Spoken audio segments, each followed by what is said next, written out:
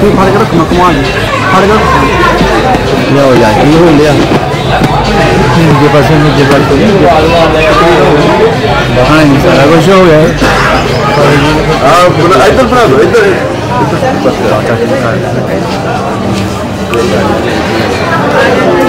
ਬਣਾਇਓ ਆ ਜਾ ਫਿਰ